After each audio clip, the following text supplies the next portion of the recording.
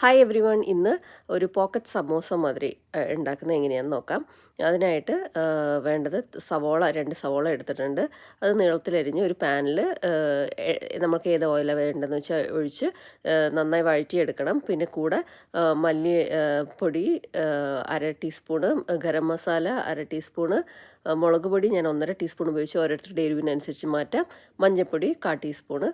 എന്നിട്ട് നന്നായി വഴണ്ടി വന്നപ്പോൾ കുറച്ച് കേച്ചപ്പ് അല്ലെങ്കിൽ ടൊമാറ്റോ ആയാലും ഉപയോഗിച്ചാൽ മതി. പിന്നെ ഒരു 1/4 കപ്പ് ചൂടുവെള്ളം ഒഴിച്ച് ഒന്ന് വെന്ത് വരണം. അപ്പോഴത്തേക്കും പൊട്ടാറ്റോവും വേവിച്ചത് മുറിച്ച് കഷ്ണങ്ങളാക്കി അതും അതിലിട്ട് കൊടുത്തിട്ടുണ്ട്. അതിലേക്ക് അത് നന്നായി ഒന്ന് അടച്ചു വെച്ച് വേവിച്ച് കഴിഞ്ഞതിന് ശേഷം 2 എഗ്ഗ് ഒഴിച്ചു കൊടുത്തിട്ടുണ്ട്. അത് അതേപടി അടച്ചു വെച്ച് വേവിക്കുക. എന്നിട്ട് അതിന് മേലേക്കായിട്ട് മല്ലിയില, പിന്നെ കുറച്ച് കറിവേപ്പില ഒക്കെ വേവിച്ചത് ഇട്ടിട്ട് കൊടുത്തിട്ടുണ്ട്. അത് നന്നായി വെന്ത് വരുന്ന സമയത്ത് അതൊന്ന് തിരിച്ചും മറിച്ചും ഇട്ടിട്ട് എഗ്ഗൊന്ന് വേവിച്ചെടുക്കുക.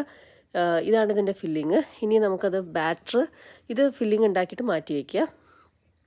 ഇനി ബാറ്റർ ഉണ്ടാക്കണം. അതിനായിട്ട് 1 എഗ്ഗ്, മിൽക്ക്, ഒരു 1/4 കപ്പ് മിൽക്ക്, പിന്നെ ഞാൻ മൈദപ്പൊടിയാണ് ഉപയോഗിച്ചിരിക്കുന്നത്, മൈദ. പിന്നെ അതിൻ്റെ എഗ്ഗിൻ്റെ ഒരു സ്മെല്ല് മാറാനായിട്ട് കുറച്ച്